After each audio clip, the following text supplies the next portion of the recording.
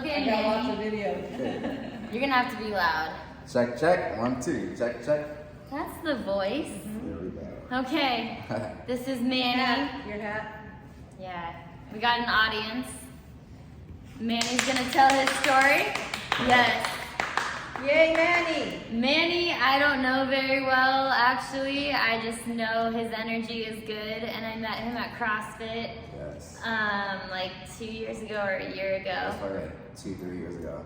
in San Diego, and I just saw him again playing wheelchair basketball yesterday, and I heard a little bit of his story, and I haven't been like all about, I'm all about everyone's stories, but I don't know, his is pretty powerful because sometimes we get stuck in what we're going through, and just being around him, before he started talking about his story, I was having a day of just, oh my gosh, I had to jump this curb, we had to park all the way over there, push across the sidewalk that has pee all over it, and our wheels are going in it, and it's frustrating, and everything is always hard, and is it even worth it, and then sometimes I can be that emotional girl, and I'm always playing wheelchair basketball with a bunch of guys, so when I talk, I don't always know the type of response I'm gonna get, but I still go for it anyway.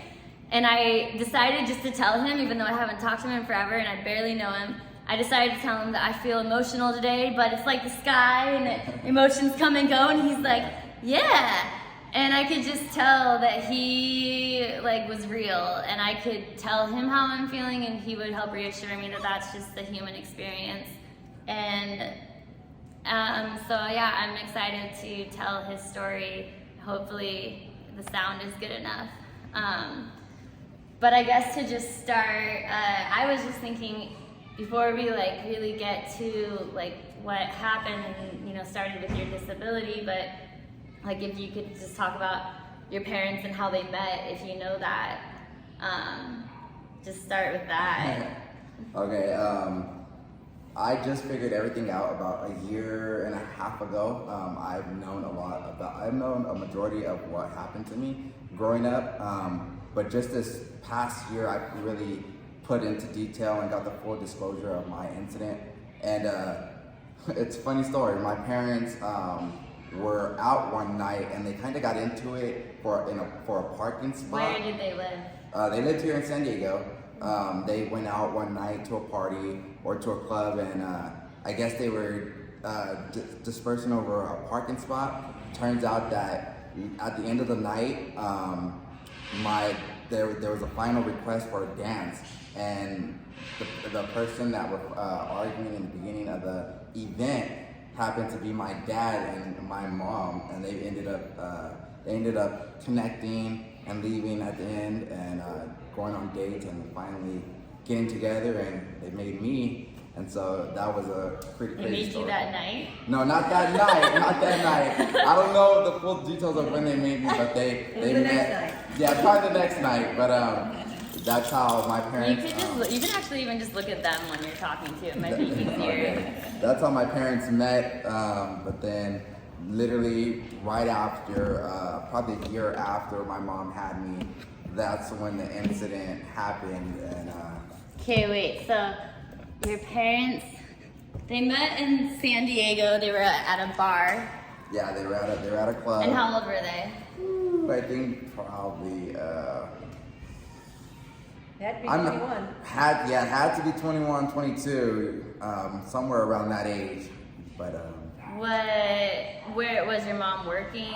Was your dad working? I think my mom just graduated from Point Loma High School. She was a lifeguard, and she holds the best record for swimming at Point Loma High School. My dad graduated from Madison High School, and yeah. Okay, yeah, I know, because I want to kind of, tell about your parents, and then, so you were their firstborn. No, I'm the middle child. I'm the middle child, so I have I have 2 older sisters, a younger sister, and a younger brother. So from my biological mom, it's me and my oldest sister, and then my dad had a kid after, and then finally had me. So how much older is your sister? So my oldest sister is 29, and my second oldest sister is 26. And you're 20. I'm 25, and then my youngest brother, he just turned 18, and then my younger sister is 16, about to be 17. Okay, so I guess we'll just start at, so you are in a wheelchair, and how did you acquire your disability? So it was back in November 26, 1996. My mom and dad were in a relationship, and it was constant arguing. And my dad. They had your older sister. I think my older sister was staying with my grandma at the time. In San Diego. In San Diego, yes. And my mom and dad were always constantly arguing, and so my dad ended up moving out because he didn't want me to be raised around that. And so he was around 20. He was around probably 20. I want to say 23, 24. I want to say. And your mom was like 20. 22, probably okay. 22, 23. And so my dad moved in with his best friend. And on my dad's birthday, my mom went to my dad's job to ask him to take him out one more time. My dad said, I want nothing to do with you. Go ahead and drop my son off. Asked him to take her out one more time? No, my mom asked my dad to take him out for his birthday because it was the day of his birthday. So she still wanted to be with him, and he didn't want to be with her because they argued all the time. Exactly. Was your mom like struggling with anything, or was she working?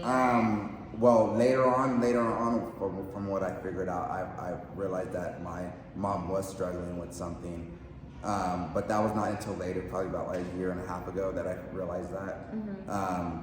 But my dad declined my mom, said, I want nothing to do with you, drop my son off at my grandma's and leave me alone. And so my mom drove to my dad's best friend's house, to where he was staying in San Diego in Market. And it's probably about like 20 minutes from here. And my dad's best friend came out of the house, and my dad's best friend was talking to my mom, but with about 3 to 4 inches of the window rolled down in the car. He told her that she could bring me inside. She wasn't going for it. You were like 1 year old? I was 13 months. Just turned 1 year old. And my dad's best friend noticed that there was a family picture on the steering wheel. So when he noticed that there was something wrong. So he called my dad and said, hey, what's your ETA? I need you to come to the house because something's going on. So my dad came to the house even though he was on his way to a party. Why didn't he notice, because of the picture, that something was wrong? Because he already asked her, hey, you can bring the baby inside, leave her with me, because he knew I was supposed to go to my grandma's. And so, since she wasn't budging, he looked inside the window because obviously he knew something was wrong if she's only talking with the window cracked. And so when he looked in the window, he noticed that the family picture was on the steering wheel. And so when he noticed, he called my dad. My dad quickly came. When my dad got there, he had a conversation with his best friend saying, hey, if anything suspicious goes on, to call the police. And so my dad was talking to my mom. She still wasn't budging. And my dad noticed that my mom had her arm in between her legs. And so when my dad noticed that, he was saying, hey, whatever you're about to do, it's not worth it. So he gave his best friend a signal to call the cops. My dad noticed that my mom's shoulders went back. And so when my dad noticed that, he took a step away from the car, and the police came by. As soon as the first cop went by, my mom didn't recognize. But as soon as the second cop went by, she seen the cop, and she asked my dad, did you guys call the cops? And my dad said, no, but it's for everybody's safety. Don't do what you're about to do. And so she looked at the cop, she looked at my dad, and she picked up her arm and put the gun in her mouth and killed herself in front of my dad on his birthday. On the passenger seat, there was a note that said happy birthday. From what I figured out, my dad instantly fainted. When my dad came back to his senses, he was gonna go run into the house to kill himself because he thought that I was already dead. And so before he can make it inside the house, he got tackled by a couple police officers because they thought that he killed my mom. And everybody that was around to know, all he's trying to do is get his son in the backseat of the car. When the fire truck finally busted open the backseat of the car, I had a blanket over me. When they pulled back the blanket, I had a gunshot wound to the chest. My thumb was shot off. pointer finger was blown up, and the tip of my middle finger was shot off. And so what happened was, before my mom shot herself in front of my dad, prior to that, she turned from the driver's seat to the back seat and placed my hands like this and shot me in the car seat. And so the bullet ricocheted off of my fingers and got stuck in my spine. And She so, did that in front of them? she shot me before she even showed up to the house. And so I was in the car seat already bleeding out. And so they rushed me to, I think they took me to either Children's Hospital or Scripps Mercy. I want to say it's Children's Hospital. But I was at Children's Hospital. I underwent 7 different surgeries. I was in a coma for about 17 hours, and then finally pulled through. And my dad told at the time of my incident, that's when the what's that big trial? The O.J. Simpson trial was happening. And my dad said, I want nothing to do with that. I don't want to be on the public. Just shut everything off. And so one of the police officers that drove him to the hospital made up a lie, so the whole press and the news people to shut off the cameras so they can sneak him in. And so that's what they did. And when they took him into the hospital, I was still in a coma, and he told his mom, and he told the people at the hospital, if my son doesn't make it, I'm gonna jump off the hospital building to be with him. But I ended up pulling through.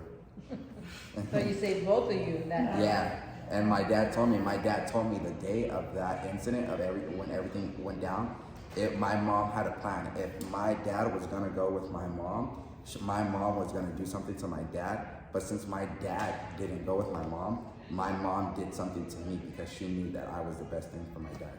To my dad. Oh my gosh. Selfish. Yeah. That's horrible. So she must have had mental issues. Yeah. And so growing up, I've always knew the story.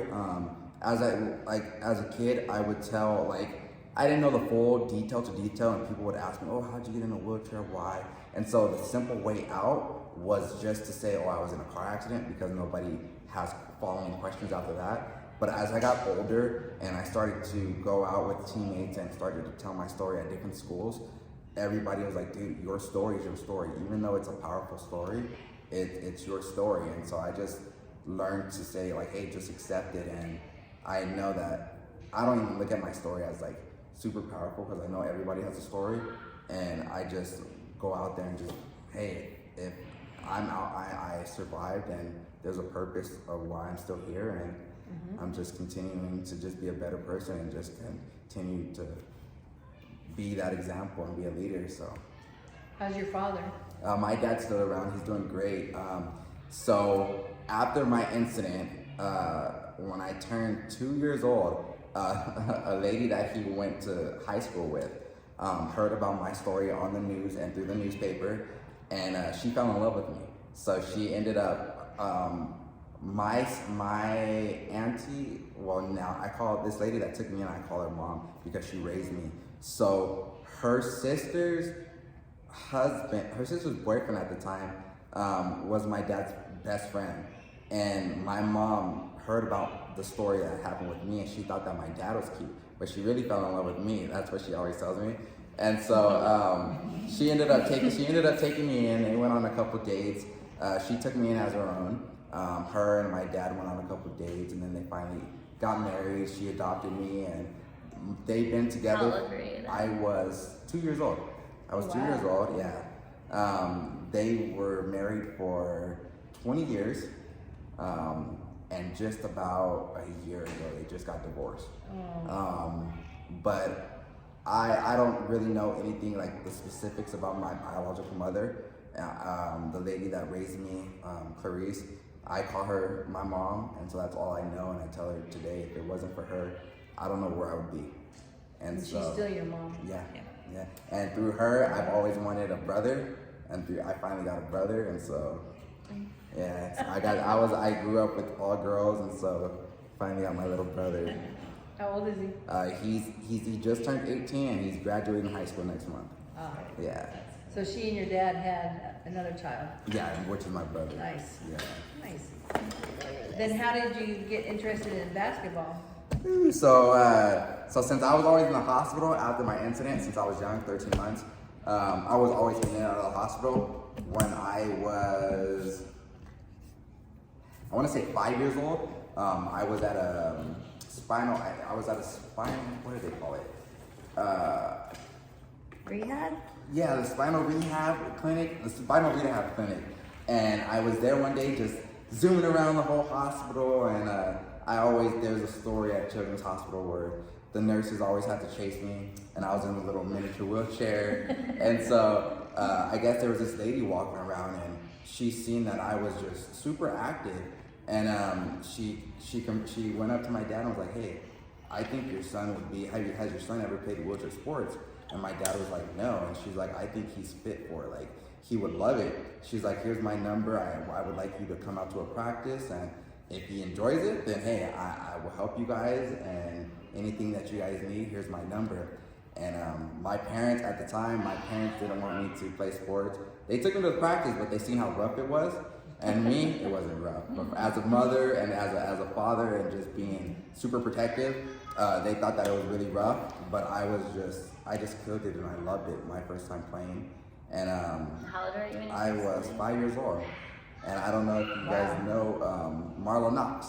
Marla was the one that brought me in, and she helped me get with everything, with sports, traveling wise, accessible vehicles, and so she was just super helpful. And then after that, that's when I figured out about the San Diego team, and from there, after I started traveling, and I used to have either my dad or somebody else from my family members always come with me. And then after a while, I was like, hey, stop coming with me. Like, I'm fine. Like, I'm super independent. I'm making friends, and I don't need a chaperone. And so that's when, and then I started traveling 3-4 times every month, and I just fell in love with it. And I was always taught by my parents, get good grades, you can do whatever you want. Because I was never a trouble kid. It was always my older sisters. And so I was always more motivated on education. If I have my education up to par, then I can be able to travel with my team and go and compete. And so that was my model. Just do good in school. I was a straight A student, and I got to travel. Wow. Yeah. That is great. It's a great story. I'm glad you got introduced to it early too. At 5 years old, you got introduced to adaptive sports, because that's vital when. Yeah. Are you good? It opened. Yeah. Yeah. Not like I used to, but it opened up when I got introduced to wheelchair basketball. It opened up doors to other things. That's when I got introduced to what did I play? Rugby, soccer, hip hop dancing, wheelchair skating, and then as the years progressed, that's when I got was able to go to different camps, and then after I got a certain age, just come back as a mentor, as a coach. And so just trying to be a student as well as continue to give back the knowledge that I know, and I'm always open for just learning about different things. And until this day, I'm still learning about things, and like I said, every day you learn something new, and you never stop learning. And so Well, since you got introduced to adaptive sports at a young age, but did you have any experiences of being in school and feeling that, I'm the only one in my town pretty much in a wheelchair that's and in 2008 was when I got injured, broke my back and got paralyzed, and that year it was just no one knew about adaptive sports to come up and tell me. So thankfully that nurse or physical therapist that told your family about it, that changes your whole trajectory. But did you ever feel did you ever feel left out in school or PE class, or did you have a pretty good support? I think I had a pretty good support system. I think with the way that I carried myself, I was always energetic, and so I connected with a lot of people. But I did have those people. It was just a couple handful that would always try to tear me down or say I couldn't do something, or if I was doing something that they wanted to do, they would bully me or try to take advantage of. And Like what? Like with things such as like just like with not like relationship wise or like friends wise, people are like, oh, why are you his friend? Or they'll come around and be like, oh, you can't do that, or we don't want to pick you because you can't do this. And it's just like, okay, the people that really know me, all right, I'll be on your team, and when I'm on their team, they'll just be like, just give me that look like, wow, like, or if I beat them, they'll just be quiet, or they'll just be like, I didn't know you can do that. And it's just like, hey, you shouldn't judge, because everybody, you don't know what anybody's capable of. And it was more like I had a lot of friends, and then the friends that I did have, they always had my back. And so like the criticism that I did get about, oh, you can't do this, you can't do that, I looked at it as it kind of got to me. But as I got older, I looked at it as motivation to be like, hey, I told you so, or I can do it. And so, and I feel like that has a lot to do with your mom, the one, your adopted mom, because like having that foundation and support throughout, I'm sure that she gave you a lot of that. I mean, you must have had it in you as well, but probably because I've heard stories about, she was an amazing lifeguard, she was an amazing swimmer, she was a great tennis player. Are you talking about your biological mom? My biological. I was talking about your adopted mom. My adopted mom, yeah, she was a good support system too. I guess once she's seen that of what I was capable of and whatnot, I kind of had to let her know, hey, injuries are gonna come. This is the game of sports, and you never know when an injury can come. I can get an injury by not playing sports. And so I'd rather do something that I love to do and know the consequences of it, and know that I have a good support system behind me, and just go for it. Like, life is too short. And what I realized as I got older is time is the biggest asset. And you can never get the time back. So I say just go for it. And like with me, I almost lost my life. And so, hey, if I always say, there's nothing in this world that can't stop me, and it's all up to me. I'm my biggest enemy, and if I'm not doing something, I gotta put myself in check first and understand what's not going right.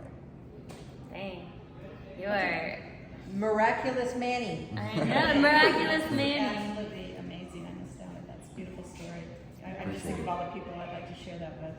Yeah, I know. Yeah. I hope it like has good sound on it, and I mean, yeah, like I don't know what to expect. Like people, like a lot of people that grew up with disabilities, they're always like, I can't imagine, losing everything later, right? Because it's like a lot of us are just struggling in that, like, oh, look at all the stuff I'm missing out on, and I'm so sad. And I mean, just today I was struggling with that, trying to go find parking, and spent like 30 minutes, like I was telling you, to go hang out with my old wheelchair basketball teammates, and spent 30 minutes.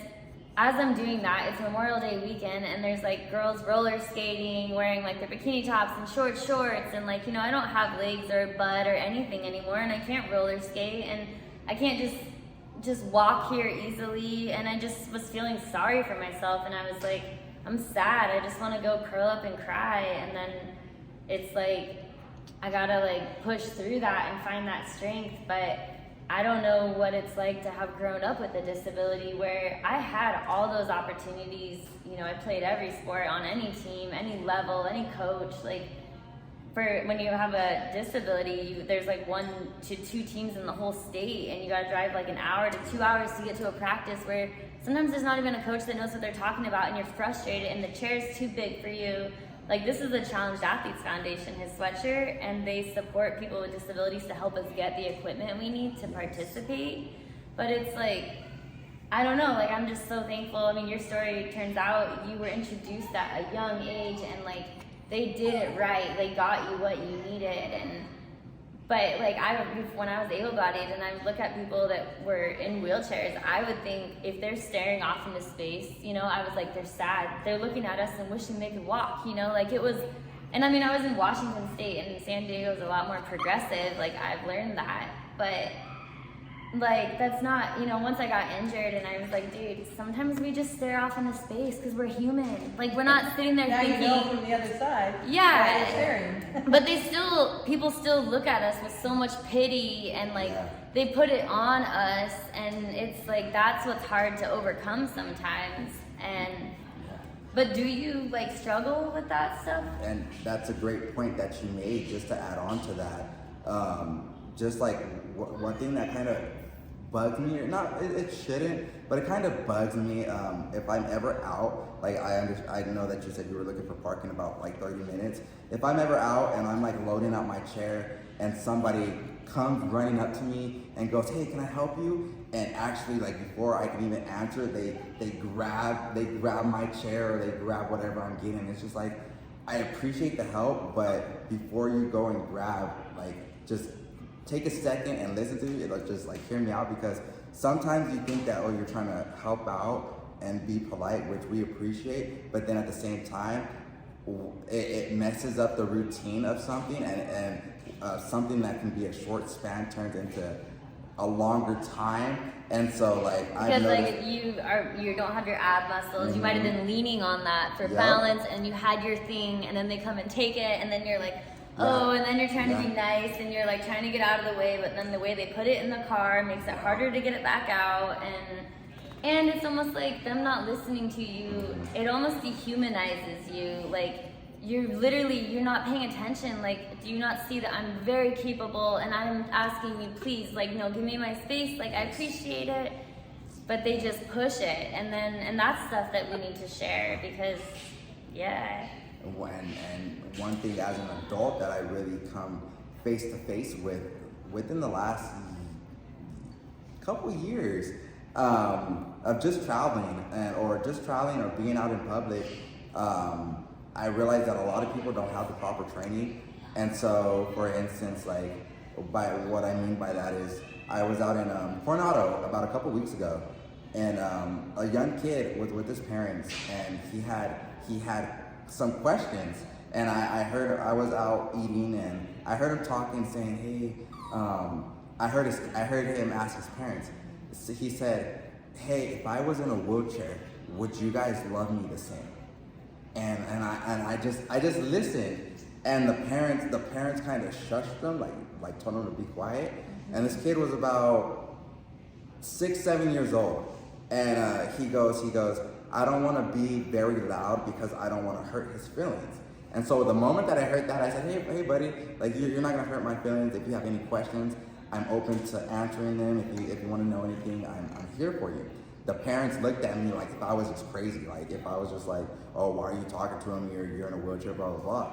And I'm just like, hey, if your kids have questions, don't shush them up. They're at a young age where they're asking you questions because they want to learn. So teach them at a young age. And if you don't know the proper way to tell them, that's when you can ask somebody that's right there, and you can get the proper training. Or let's say, for instance, an amusement park. A family tradition of mine is to go to amusement parks every year. And I've always had battles with these amusement park, the people that work at amusement parks, because they tell me, "Oh, you can't walk. If the ride gets stuck, you can't walk down the ladder to get off."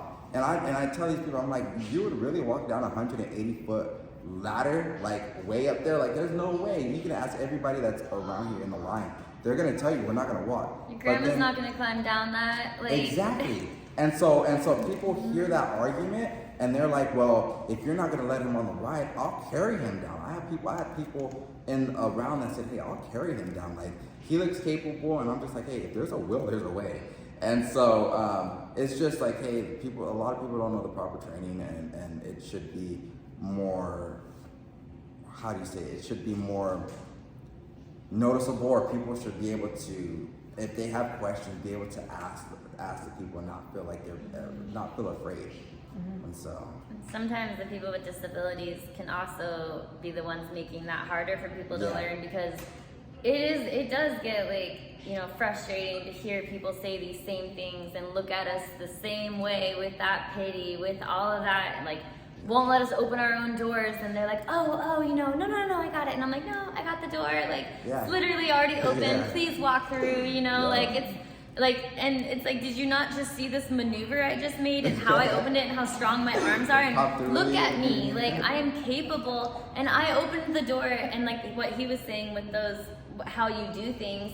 Now, like this lady, she would not let go of, like, she was gonna hold the door for me, and I was like really like cringing because I'm just like, not the day, you know. But we have to always try and smile and say thank you and not let them go straight to the, oh, they're bitter and they're angry because they're in wheelchairs. We have to be the ones that change that. But then that day, I was like, you know what, fine, sure, open the door, you know. So then we had to switch places. I had to like whip up, like go around her, like switch the spot.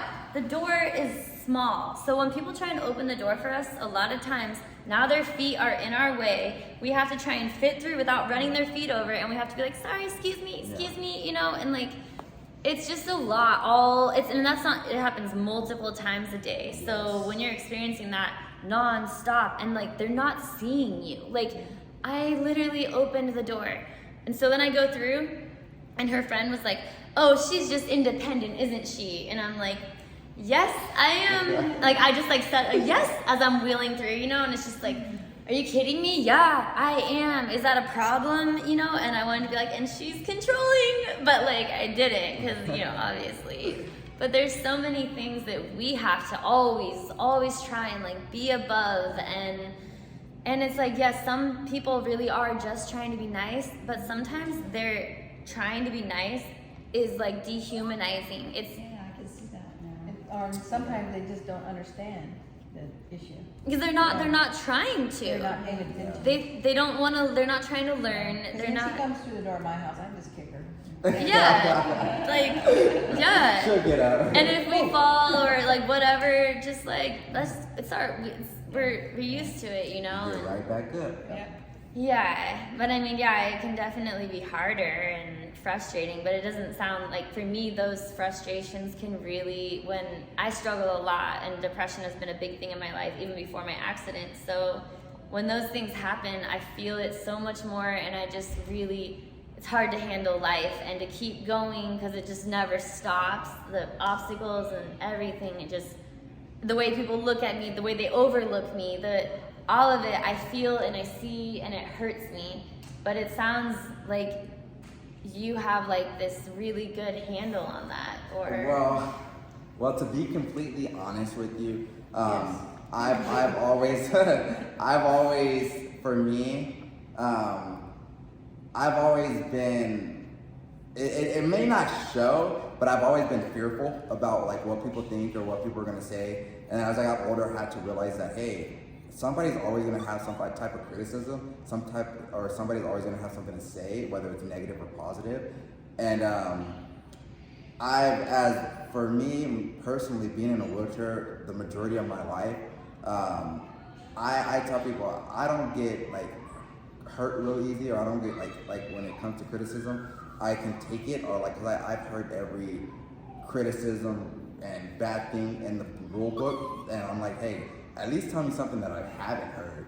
And so it's just like that, like, yeah, I can say that that doesn't bother me, but for some reason while I'm still out, like, I don't know if I'm just an observer at first, and then once I feel comfortable and I feel the energy, I'll be to myself. But I don't know if it's just a Scorpio thing, if I'm just quiet in the beginning and then I come out of my shell later on. But I just come to realize, like, hey, like I said, everybody's always gonna have something to say, and now it's just time to be like, hey, everybody has a story. Now it's time to just go for it, Manny. Like you said, time is the biggest asset, and what are you doing? Like I go out on a daily, and I just try to meet new people. And when people ask me, like, oh, if I hear like, if somebody asks me, why are you in a chair, whatnot, and then people tell me, oh, your story should be shared, and it's just like, like, yeah, you're right. And it's just like, everybody is unique in their own way. And so I'm trying to be more out there and trying to get out of my shell. But like I said, there's a reason to why I'm still here. There's a purpose, and now it's just trying to be that leader and get back and let people know, hey, there's a way, like, continue to just push on. And well, for like one of the things that, I mean, you brought was, like I said, when I showed up to the practice, and I was so frustrated. But I'm surrounded by people that are in wheelchairs they just do it, you know, they're just badasses, and I'm over here wanting to cry and curl up, you know, and so it's hard for me to be okay with having those feelings. And something I'm learning is that I have a spinal cord injury, and that is hard. It is like I thought, you know, I'm gonna fight this depression, I'm gonna overcome it, and then it gets down to it, you might be able to figure all these things out and heal in so many ways, but then nothing is gonna change. That this is harder, and it's okay to admit that and acknowledge it, because I think so many of us are like, well, why would I say how I'm feeling? What's the point? It's not gonna change it. And I think that, like, I'm not trying to like pry it out of you, because maybe it's not there, but I also know some people aren't as in tune with or used to expressing their feelings like I do all the time. And like, what about like, do you have any insecurities because of your wheelchair about dating or about anything, you know, that could help a kid that has a disability that feels like, you know, they just have to, I don't know, push it down? And I mean, maybe not. Maybe this is like, you know, people that were injured later. I'm like learning about the differences. For me, the dating world, since I was always so sociable, yeah, I had girlfriends here and there growing up, and from different teams that I played with. But I didn't really get into the dating world until I was older. Like I said, I had those insecurities, and the thing that really bothered me, I'd say one of the things that really bothered me is when people tell me, oh, I feel sorry for you because you're in a wheelchair, or life must suck. And it's just like, honestly, no, because I really sit back and think about it like, hey, if I was able to, if this never happened to me and I was able to walk, I really think that I would probably be injured, I'll probably be dead, or I'll probably have a whole bunch of kids running around. So this really slowed down my life. And growing up, as I got older, there have been some insecurities that I've had, and until this day, I still deal with them. What But are like, they? it's just like dating wise, and like with as the years gone on, just me losing. Like it's weird to say because I'm a high injury level, so I'm not supposed to feel, but I have sensation. I have sensation throughout my body, and people, until this day, my doctors still don't know why. But they say that I'm a rare breed, which I don't know what that means. You but are a rare breed. but I've been in, as I got older, I went through relationships, and my insecurities have been put to rest. Not for me personally, like just to hear the confirmation of insecurities that like, hey, you're fine, you're like, we accept you for who you are. And like I said, my favorite quote is, if there's a will, there's a way. And I talk with some of my teammates, and we have conversations about it. And I have teammates that just recently got injured that never thought that they would be able to have kids.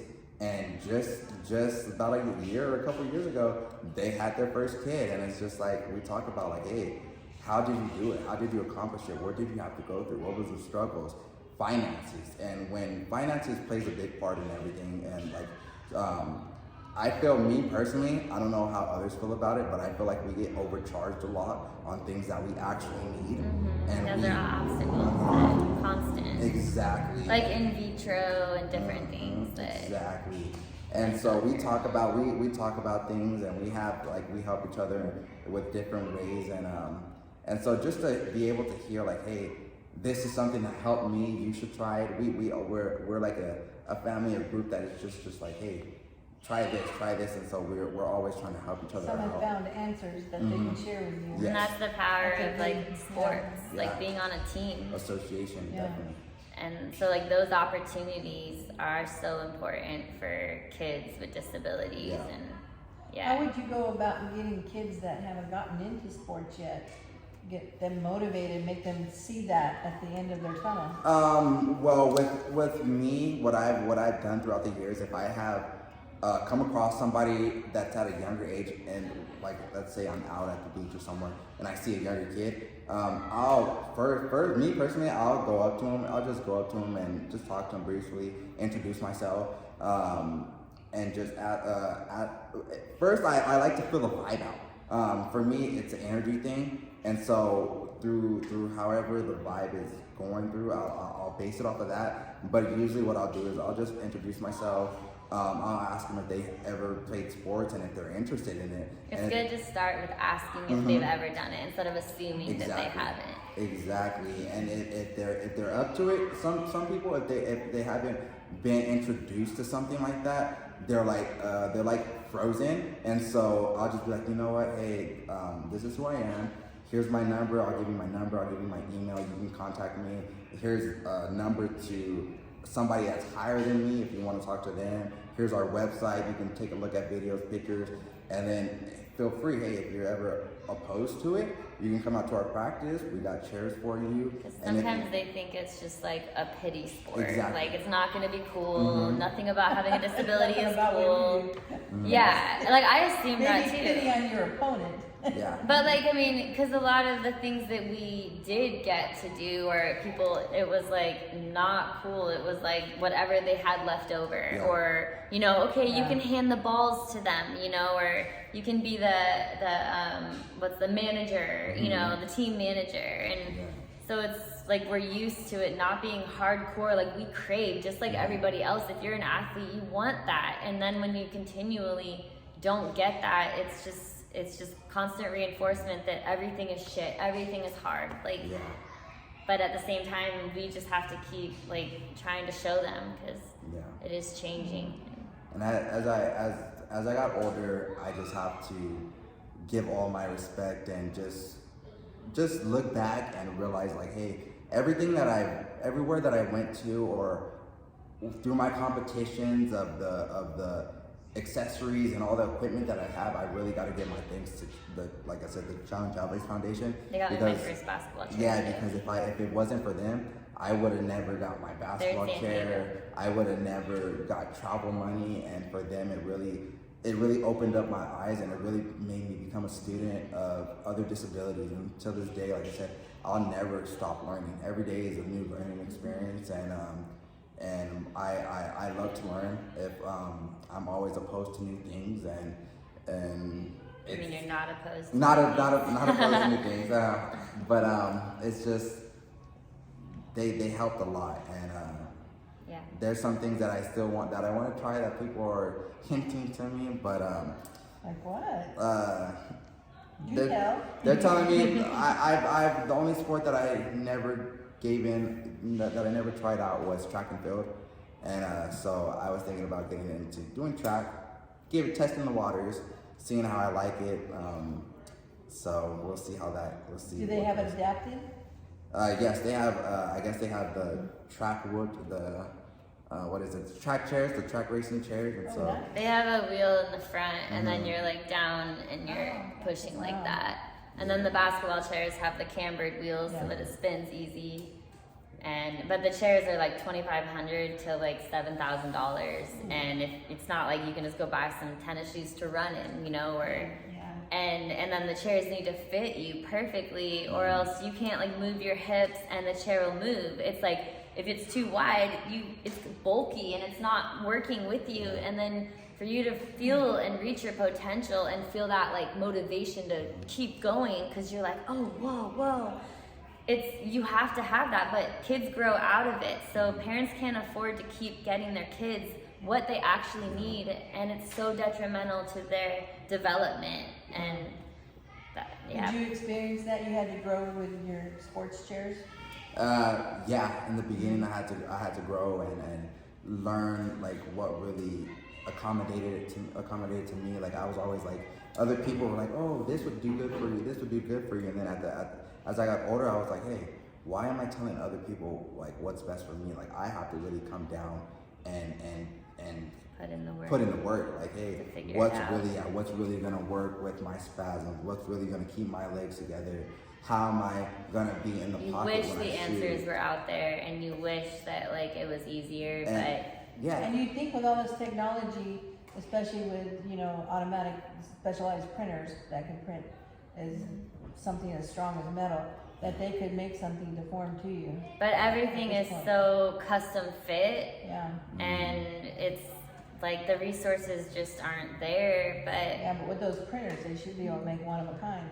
Yeah. At this point, you would think. But they're but not if they focusing. did, if someone did that, it would be still so expensive for us because it's, you know, supply and demand, or like, you know, they got to make their money, and it's going to take hours and hours to help this one person, and so we're always like fighting against that. So we just pretty much do whatever to make it work. And I mean, you had a good attitude. That's, you guys are in many ways are ahead of the game. You're putting all these skill sets together that the average person doesn't even think about. Yeah. And, I mean, in a situation, you would outperform the average person. We'd be able to push through Yeah. times That's that. awesome. The walking person, yeah.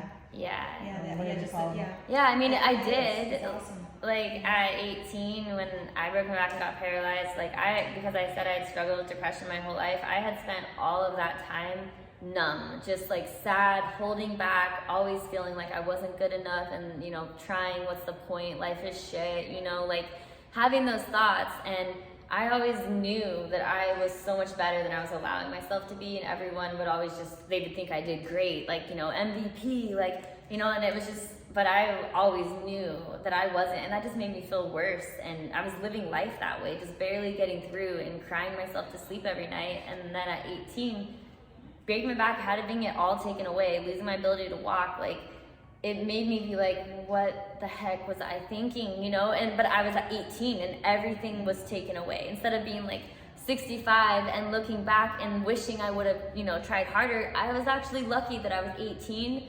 although I didn't know about any adaptive sports for that entire year.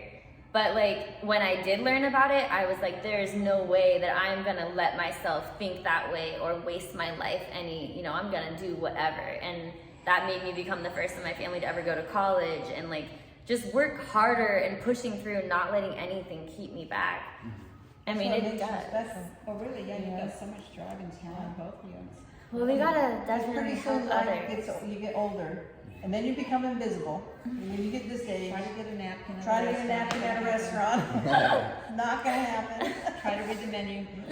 Nope, not gonna happen. And everyone treats you like you're absolutely invisible. And you go, I'm glad. But they do, they treat us like we're invisible, you know? So like it's happened to us at a younger age. Yeah. And then, but we can we're gonna make this better, because we are not gonna spend the rest of our life feeling like this. And if we are, we're gonna make sure the next generation doesn't feel They like should that. inspire us. Well, they do. You better get a damn napkin. I know. I'm not going If to she keep can my get her chair, I can get a damn napkin. Well, I mean, actually, you guys really do. You really do inspire me, and I think, I mean, I don't meet people as special as you on a daily basis. Yeah, no, we're You lucky guys that are we the meet so example many of people. What Yeah, you what do. is good and right, and it's incredible. I mean, I'm just like overwhelmed. Yeah, she had an incident, this is interesting, she had an incident when she was getting ready to move with a U-Haul, with a lock on a U-Haul, and I put it up, I took it off, she didn't take it off. And like what they were talking about, and I realized it actually that day, what you were saying, but she should have taken it off, but I took it off for her.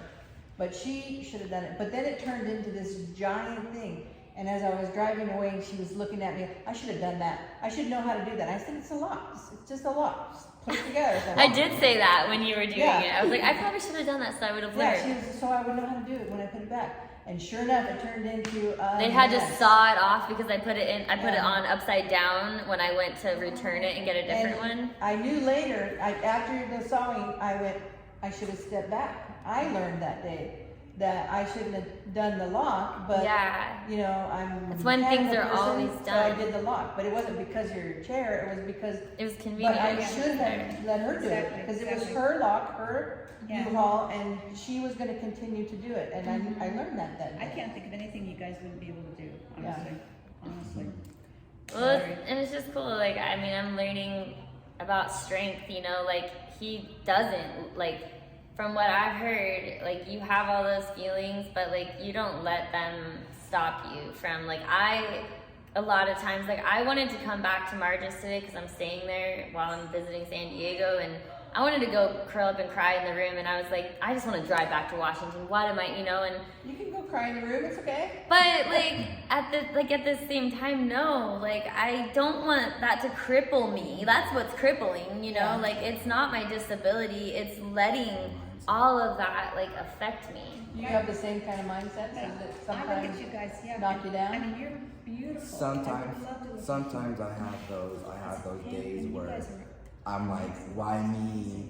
If it like I think about like if I wasn't in a wheelchair, what I would want to do, and sometimes like when those days do come, I like to be alone and just I'm very quiet, and then sometimes it's just like, no man, you're doing this to yourself. You need to go out and be around you need to be around an association that's going to lift you up, an association that's positive. You need to get out of that mindset, because the more that I stay alone, the more that I think about it, the more that I reminisce on it, it's not helping me. And so it's just like, hey, what's done is done. And for me, it's just like, hey, now it's time to take the eyes off of myself and go and impact other people. And now I have that mindset, like, hey, my definition, like I tell people, my definition of success is how many other people can I help live better while I'm still around? And I wake up every morning on who can I impact, whether that's in a small or a huge impactful way. And so I always just try to go about my days like, hey, just taking the eyes off myself, but not every day is easy. And so yeah, like I almost canceled doing this with you just because I felt like that. Sometimes you gotta, sometimes I stay in bed all day and watch TV. Sometimes you gotta rebuild. And I Just feel to like we don't realign think yourself. that's okay. Like that's a normal human It's thing, even for an okay. able-bodied person, you know? Like Yeah. but it's like all we ever see is social media like messes with me so much, and because I'm already vulnerable. I mean, Well, we you all both are. real strong about social media, so what's going on there? I don't. What's the deal there? What happened? For me, it's the biggest thing is seeing all the roller skating. Like it's like one of my like loves in life was always roller skating and just being free and having fun. And it's so hard to see it, and it's always on social media. Like people are always posting videos of it, and it's just like I just need to like get off of this. But and then also like you don't see that people stay in bed all day and watch TV or even cry or anything. It's always like, oh, look what I'm doing, I'm hiking. And hiking, that's always on social media. That's like We'll never do that. I have no interest in hiking or bike riding. What the hell? Why do people even do that? That just makes I wish I didn't, but I do. Like, it's like, especially when you're having a hard day and nothing's accessible and to do anything. Like, I could ride an electric mountain bike, but I don't have a $7,000 electric mountain bike, you know? Like, take a zero off. They're only like 700. no, a good one? they're One like that, like, saying- I need a good one good because one. if it dies on me, like, I literally, it's gonna suck. It's gonna be a waste because I truly need it. Like, you know, if I try and ride a bike, I have a little square I can go around. And even that square, there's a slant, there's like a little bit of a hill, and I get stuck on it. And it's like, you try and get out, and then it's constant. Like for me, I love the beach, and That's hard too. I absolutely love the beach, and a lot of people always want to go on a walk in the sand or go for a run in the sand, and there's nothing that I really found that goes out there. But I don't know if I want to say a guinea pig of a new thing that came out like a couple years ago, and Is it the big wheels? I forgot the name of it, but it was like a Segway. Yeah. It was a Segway, and you controlled it with your butt, and by leaning, and it was absolutely amazing. I had the time of my life, and They can't afford that. you can't afford it. And I asked the dude, I asked the guy after the event was over. I said, "How much is one of these?" I really love one. I would get one. And then he goes, "If you want to ship to the United States, it's about $19,000." I'm like, "Dude, that's a brand new car." And I'm just More like, than a new. It's I'm like, like, what are you like? I know really? my wheelchair is more than my car costs. So they're making money on that. The fact that And that it's so- you need them. And it just like Necessity. that just defeats you because you're just like literally like this is.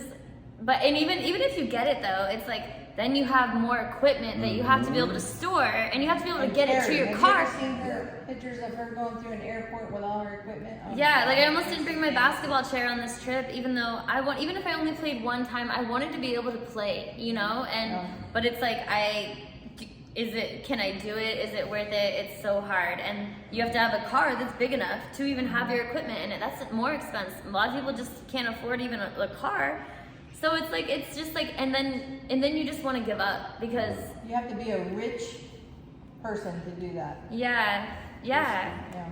But yeah, And that's a you good guys story. go down to Imperial Beach where they have the new, it's like a little road you roll out, it goes all the way down to the water. Yeah. And you can get on your chair, they give you chairs, you leave your chair, they give you a chair, and you go right down to the water with it. Well, you can use your chair, like rolling on it, and it's to get like on the surfboard and get out. But I mean, unless you're going surfing, like it's great because you can at least go further down the beach and you can sit next to the thing and be on that spot. But like that cool. freedom that like he's talking about with that device, like that is the most amazing experience to be like, yes, I'm finally on the beach. Yeah. Like things that people just take for granted, but they do have power chairs at Coronado. They have. They're always broken. Yeah. So they have power chairs. They have power chairs at Coronado, and then they have them at Imperial Beach. Do you have to rent them? Yeah, you rent them. But it's then free don't for us. even, We but just trade our wheelchair. like for a weekend like this, like a Memorial Day weekend, don't even think about it. If you're not there by a certain time, like 5 o'clock in the morning, don't even think about getting in a chair. And like for the beach that everybody goes to, Mission Beach and Pacific Beach, I've been many times to where they have chairs, but they're not electric. And so the chairs that they do You have to be they pushed. have to be pushed. And that's the worst. That's the worst. Like, Yeah, it's it messes, not it, fun. It messes up my mood, and it's funny because if you're with people that, oh yeah, I'll push you. No, I don't want you to push me. Because after a while, you're gonna be like, oh, why did I sign up for this? And it's not just that you don't want help. Like people are always like, you just have to let people help you. And it's like, okay, I know how to let You feel people help me. I stuck. get help quite often. Trust me. But like, I'm sorry, you wouldn't want this either. Like feel you stuck. wouldn't want to be pushed when you know that there is like you can do things. It's just you can't afford it. It's like not accessible. It's not because it's not a concern of the majority of society. They're like, well, there's only one kid in the whole school in a wheelchair, so why do we really need to provide this? And it's like, because that kid matters. That kid could be your kid. That could be you. Any disability can happen to anyone. Well, when we put up your drive up things there and gave you the extra spot, the whole board was against me. I got a taste of what it was like to say, oh no, because we're such an old complex, we don't really have to meet wheelchair needs at all because of the year that we're built. But we had we have 4 on property.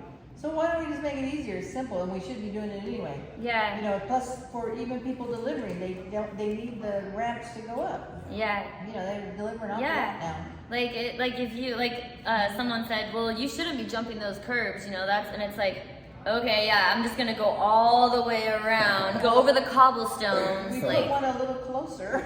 That's No, I mean, and that's good. At least the parking spot that we had, we were able to choose. Do I want to jump the curb today, or do I need to carry something in where I can't jump the curb? And this is an option. Like, but having so you choices. come this way and go instead of coming the shorter way. So it wasn't that much longer. It actually was not that much longer. No, it's not. But like, it is when you do. It is. But it's a choice. At least you have the choice. And I made the choice sometimes. We couldn't put any where we wanted to put them because There was no room. Somebody's parking space. Yeah. And that's the way it is. To add to that, just like for instance, like if I'm at a mall and let's say there's been many times where it's a rainy day and there's tons of people at the elevator, and for me it's just like I'm a huge observer, so I'll look and I'm like, dude, all these people can either walk up the stairs or go up the escalator. I'm like, I don't got time to wait for the elevator, so I'll go up the escalator. And by the time it all depends. Either before I hit the escalator or by the time that I reach the top of the escalator, there's security saying, "Oh, you're not allowed to do that." Why am I not allowed to go up the escalator? We're always a liability, It's even a though we're liability. very capable. Like, Oh, so you're saying I I'm can see not? how scary it would be, but So you're saying I'm the only person Well, in they this don't mall? let strollers do it either. I mean, there is a video of some lady who tried to go up it in a power chair, and I just am like, why Yeah, did you a do power that? chair, Like, right. she flipped over going down it. Like, it was ridiculous. But Maybe she we was can drunk. do it. Yeah, I don't know why she did that, but that type of stuff does happen. But at the same time, okay, did like, how do we prove that we can handle life? That we can, like, Well, you're gonna have to deal with certain liabilities. I mean, if insurances don't cover a lot of things, and going up an escalator or down an escalator with large wheels, I'm sure is a big liability. mhm. So there's certain things you have to sit back and say. Then it they is need to what have it is. security saying that you don't need to be on this elevator. That's Like, what they told me well, about the you other shouldn't be thing. on this. If you're gonna tell us we shouldn't be on that, like, then don't. That's our only option. They have another option. If they're in a hurry, they can do that. If we're in a hurry, we gotta wait for all these people who shouldn't even be taking this. And what if we had to pee really bad in our bladder? Like, you don't know anything about disability. Like, it is not easy to navigate. That's a problem Yeah. too. So. Yeah, but that was the thing with finding a parking spot today too. Then I had to pee after spending 30 minutes, and I was like, I'm done. Like, Yeah. I'm out. Well, But- everybody, people are just afraid of Yeah. everything. And you're showing Yeah. them that you don't have to be afraid. Yeah. And you're doing things like this right now that the people that are climbing the mountains and roller skating aren't doing. So you're above them Yeah. with the things that you're doing. You're going to bring up so much more good into the world and help so many more people. That I mean, need that's it, that wonderful. really need It's it. wonderful. Your footprint when you leave it behind is going to be a lot huger than the rest of Oh, us. yeah. Let's Yeah. put it that way. yeah, like there has to be a reason, And you just, know. God, just soak it in because it's beautiful, you know. what you And guys pretty do. soon you're going to be old. You're not going to roll anywhere. Well, not you. And then you'll be giving wonderful advice. And I mean, really, you both have special purpose. Yeah, and you have extraordinary energy. Yeah. Didn't you Especially- love having an audience? It was nice. Yeah. That helped. Go check the dogs. I need to like. Where's your baby at? I gotta show that we had an Oh my audience. No, It's dark, so he's under my you chair. didn't use the light. I know because it has to be in the front or else it'll be Yeah. a shadow. So I'll just have to like make sure I have an extension cord and be Yeah. more prepared. I But had this extension cord. I can't thank you guys enough for letting me hang out here. This is great. I learned so much, and this is so appreciative. I'm so glad you guys are Seriously, here. Thank you for Special, having me. special.